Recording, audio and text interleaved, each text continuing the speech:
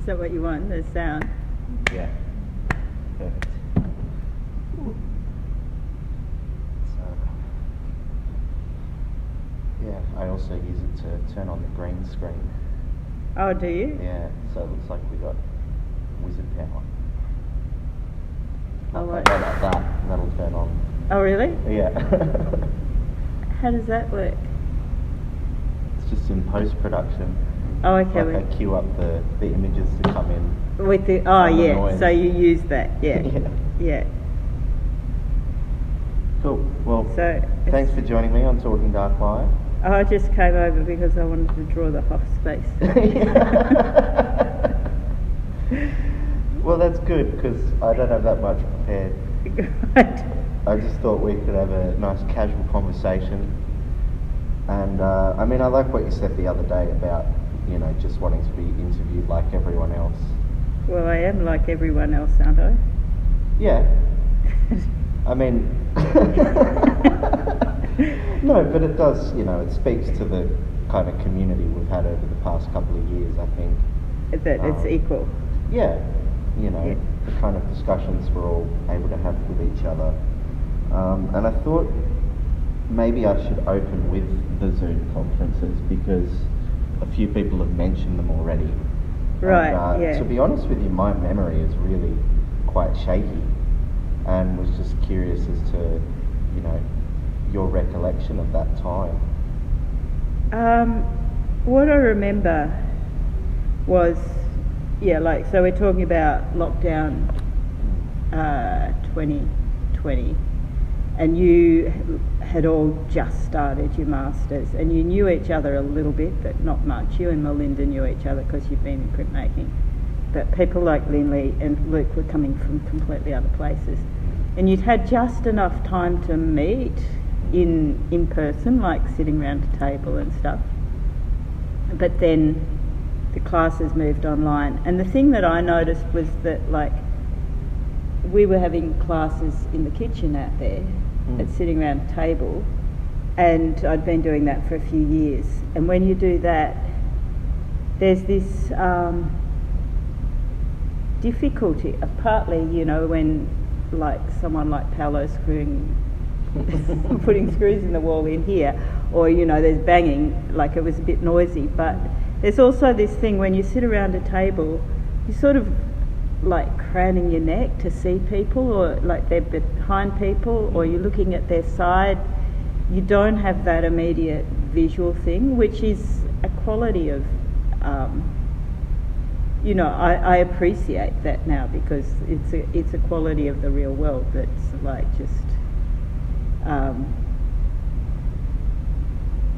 the real world's difficult. But then when we were in Zoom and we started to have every week, beforehand we would do crits, every person would have a turn to show. We'd go and visit their studio and talk about their work. But people started to be really prepared in Zoom and tell their, I remember TC just really opening up and telling, and Linley and because you're staring straight at the face of everybody, there was a intimacy there that you don't get when you're sitting around a table. And I think that sort of you're all TC's in that tiny kitchen, and Luke was in Newcastle and Bella was in Castlemaine, and yet this community really built around there that was particularly special, and Kay was there as well, so yeah, that's what I remember. So nice. Yeah. And technology is also a nice little inroad into your work, in the way you've kind of continually used animation to draw time. Yeah. And I love what you said the other day about the machinery catching up to your brain. Oh yeah, so well, not my brain, but it's years ago I tried to draw. Like I've always been interested in the way time passes and how you can capture time passing, and so I was drawing like trying to find ways that you could make like drawings that were the same that would keep changing. So I sat on a hill out near Broken Hill one day, like for the whole day, and just did gouaches of the way that like the shadows moving from left to right, and it was something, you know, that's always been on my mind, but it didn't quite do it. And so, you know, I was looking at, then they started to have touch screen computers, and I was drawing with a separate tablet and a laptop in life classes, and like and then there's a iPad Pro that runs Photoshop and with and works with a pencil. Right. Is that what you use now? And that's what I use. That's what I do most of my drawing with. I draw on it every day, and it just lets me draw, save the file, and then keep changing the drawing for years. Like the same drawing can keep going, or over the space of 24 hours, or whatever sort of time period I'm looking at. And so, yeah, it's finally, I've been waiting for that. That's the technology I've been waiting for, and it lets me do, like, it's just starting to let me do what I want to do. But without any tracing paper or... I did think of, I still want to try a camera Lucinda, like, is it the camera Obscura, Lucida, the one, yeah, it's a Lucida, it's got little mirrors, and so like you look in, one of your eyes looks in the mirror, and one looks at the actual thing, and the mirror is pointing to your paper, so you can see the real world and your paper actually, they're overlaid in your brain. And I think that would work as well. But I've never got round to trying that. That would be the low-tech way to do it. Yeah, every so often they come out with contraptions. No, this wasn't every so often. This was like hundreds and hundreds of years ago. It's been around for like since like Vermeer. Since they made lenses. Since lenses. So yeah, Galileo type time. But yeah, it's onion skinning. Yeah. So as well on time, you know, it's been a real kind of recurring theme already. Like you're my halfway point through the symposium type event. Right.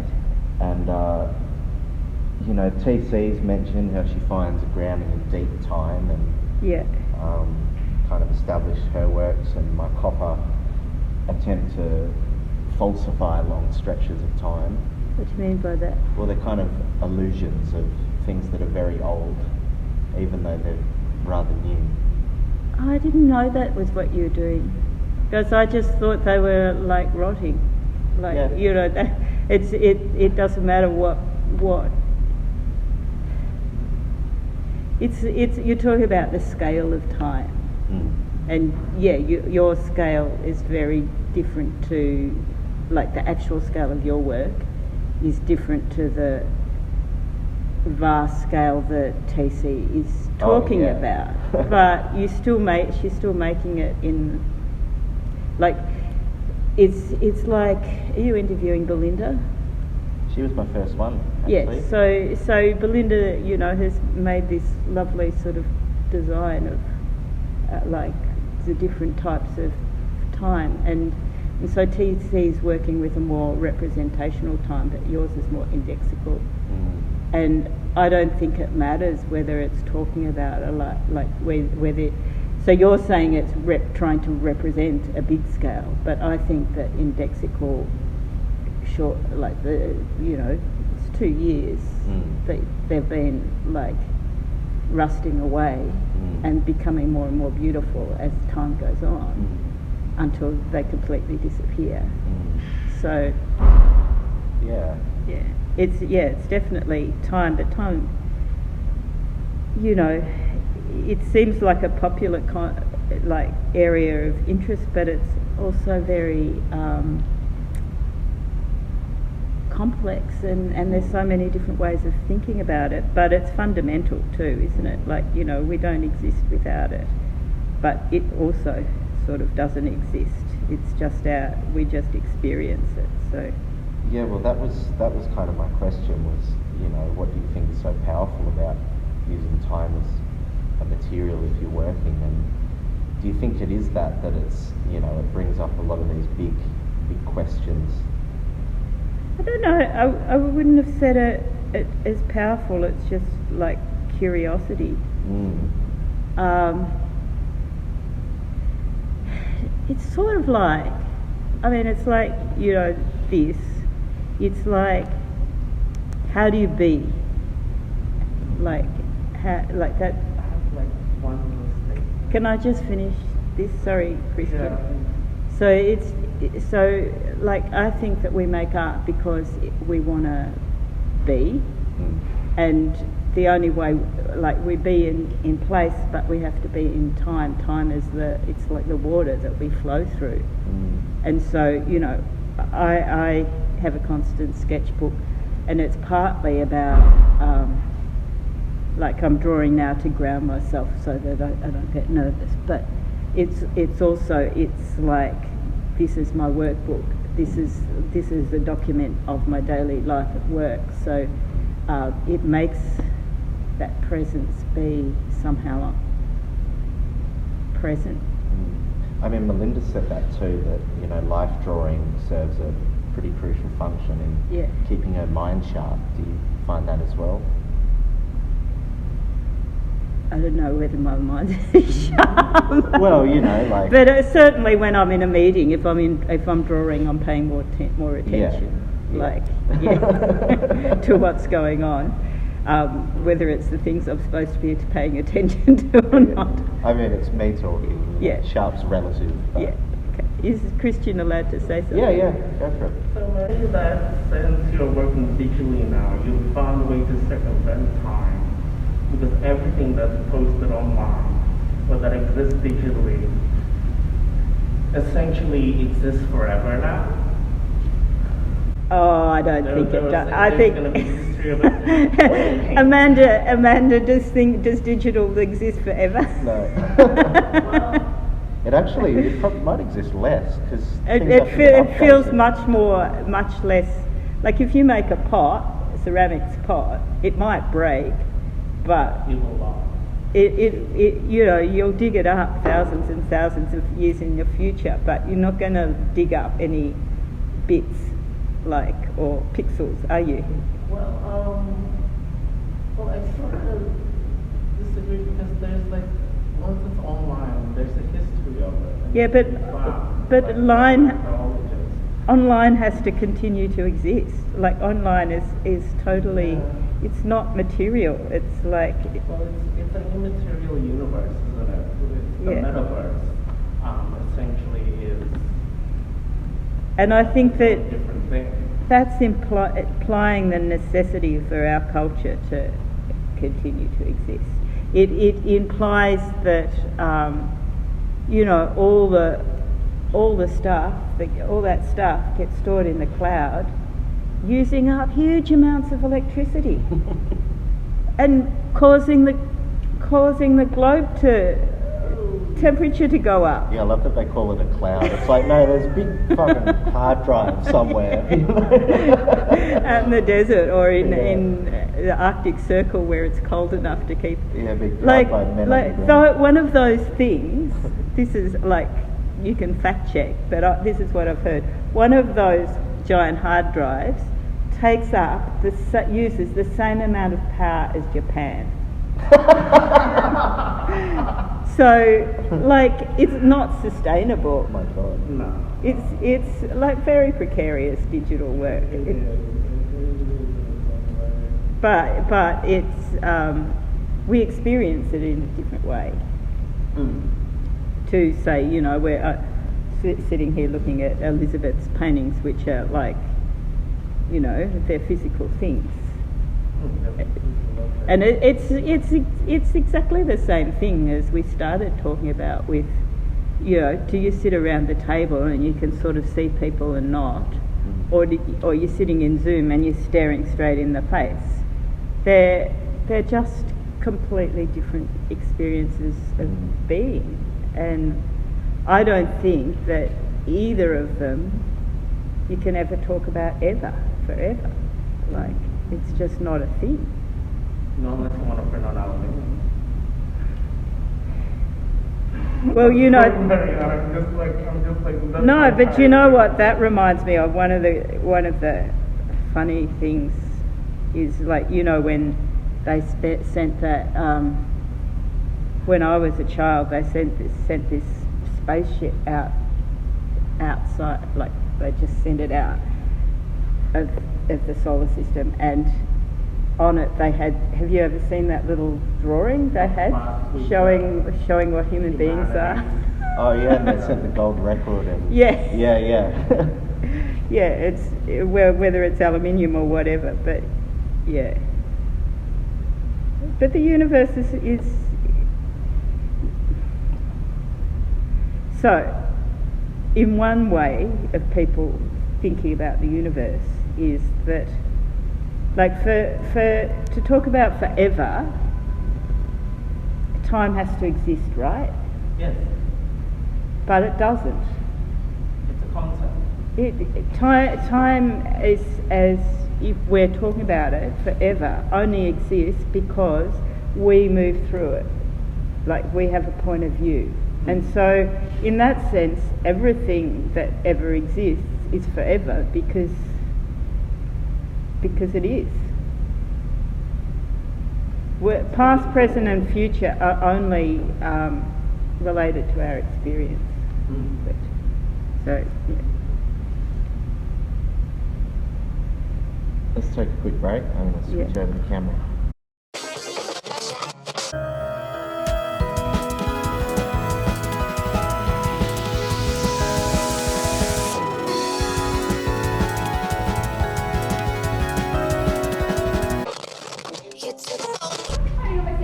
No, but how many has Ollie done?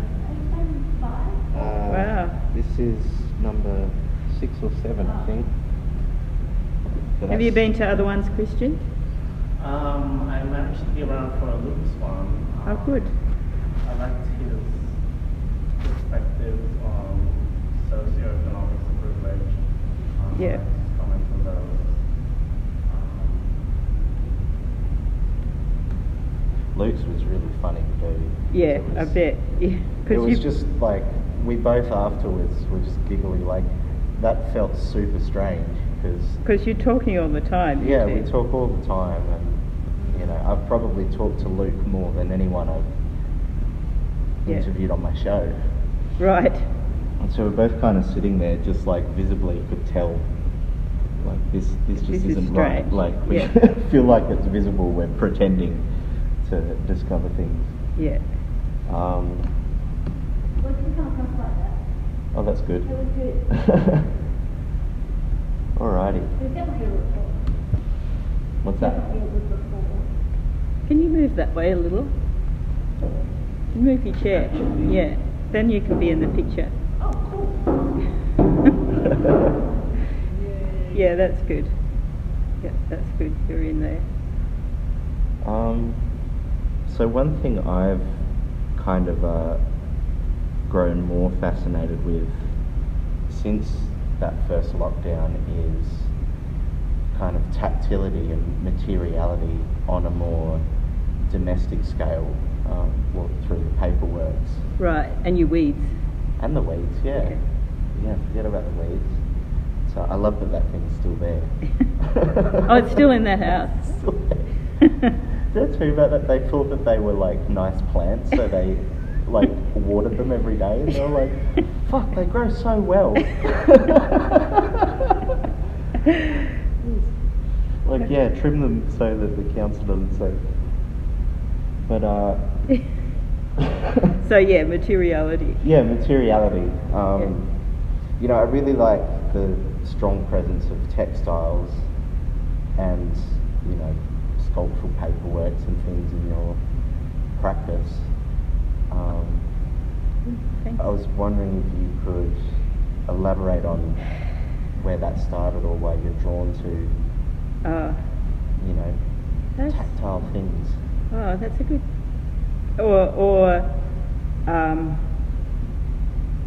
Yeah, that's interesting to talk about that straight after, like, talking about how being able to draw completely digitally has revolutionised my practice. Yeah, I mean, But- like, I like that you work so electronically, but everything feels very material. It's very, it's all hand drawn, yeah. And it's sort of like, and I think that's important, is that digital it can't be for the sake of digital, it has to be, it's the Matrix thing, it can't be like human beings at the service of machines, it's got to be, with material. My mother was a sewer, she used to make clothes and she taught us to sew, and so me and my sister, that's what,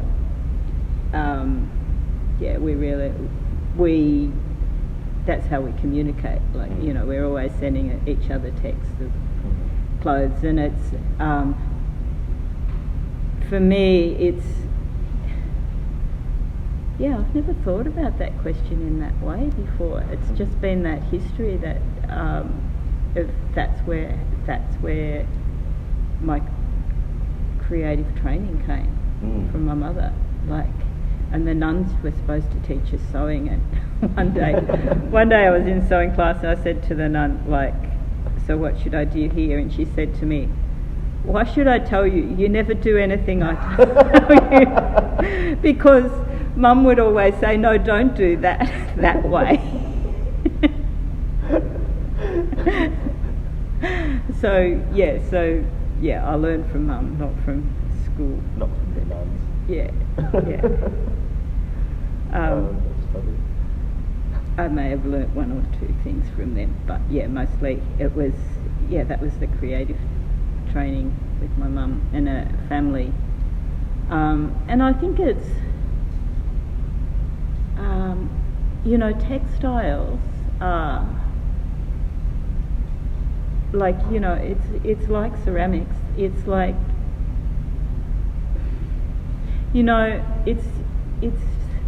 this is a half-formed thought, but it's like, and it might be a bit blasphemous here, but a painting and art, making art is like, it's making art, whereas textiles and clothes and ceramics and stuff is making stuff that's part of life. It's a working tradition as opposed to that institutional type. Yeah, it doesn't have to go in a gallery, you can wear it. Yeah. And it's like, it's got this other history, Amelia up in first year MFA, what she's doing with quilts, what she's discovering about the ways over the centuries that textiles have communicated in all sorts of subversive and really powerful ways, being art without having to call itself art, filling that role of art in people's life without engaging with the canon is something that is really powerful for me, I think. And I loved how you showed me those Turkish war. The Afghan war robes. Yeah. They're amazing. Yeah. They're when you look them up, they're a really big thing. And yeah. Oh, they're really sought after now. Yeah. Are they? Yeah. Yeah. They've sort of become a bit of a collector's item. Yeah, I think so. But see, that's the thing. It's gone from being real art to being commercial art, and that, that line between, whatever. It's not a line. It's just is sort of thing. Yeah. I mean, I've always found really fascinating too any work that kind of uncovers process or is attached to any kind of history of labour or Yeah. horticulture. But I guess to kind of wrap up, that is kind of leaning a little bit into community, and that was the other thing that we talked about, had kind of come up for both of us over the last 2 years, is you know, perhaps the importance community clearly has for us, and how that tends to brush against the art world in some regards, but yeah, but the art perhaps not world is others. also a community. Like, it's a really powerful community, and it's a community that lets us. Yeah, I think that's really interesting, because it's two separate things. It's the staff and it's the people, and the people in the art world are amazing and diverse and are, like, you know, complicated and difficult like everyone else. But I feel like there's a you know, I hope for a community, like for me, it's a community that challenges, like challenges the limits of freedom. Really, I think it needs to be a community, like the art community that I need, and where there is a hugely strong tradition of people who are saying, I don't need to be the way I'm told I need to be. I need to be who I am, in whatever sense of community that is. And I think that's really important. Yeah, definitely. The last thing I wanted to ask I you, thought that was the last thing. I just remembered, and I've actually forgotten to ask a few people, so I'm going to have to go back. But I'm going to cut together something for Kay, because I won't have the chance to interview her. Yeah. And I was just wondering if you had any thoughts on either something she had to say or about her work, or even Kay in general. I think Kay's funeral was pretty amazing, in the way it brought, you know, someone I'd only known for a year or two. Like, funerals can be amazing like that, how they can like sort of show you a person's life, and I suppose, yeah, like it's a really good link with what we were saying about community, because Kay was someone who absolutely, like, fought for that type of community that stands up for freedom. I think she was like, you know, we knew her here as a sort of a really dedicated artist who was really interested in the spirit of Sydney, but she was a pretty awesome activist, and in a like, the word love was really strongly, like, she was a very loving, giving, generous, incredibly smart, so she had that academic side to her as well. Like, yeah, she was pretty awesome. I remember I was really struggling with the fact that at the start of the Masters, art wasn't giving me enough of an emotional response. All right. And yeah, that exhibition in the drawing gallery, that nipped that worry in the bud. Which one was that? The one in second? Kay's show. Kay's in the show, drawing yeah, gallery. yeah. It certainly had the emotion. That yeah. was, yeah, about as Yeah. emotional as I think I felt Yeah. in a gallery space. Yeah, it was a great show. Yeah. Yeah. Anyway, thanks for chatting. Okay. Talk to Joe about Kay as well. Yeah. Joe would have good things Yeah. to say about Kay. That's a good idea. Yeah, because he knew her probably the best. Yeah. Yeah. Cool. Thanks, that was fun.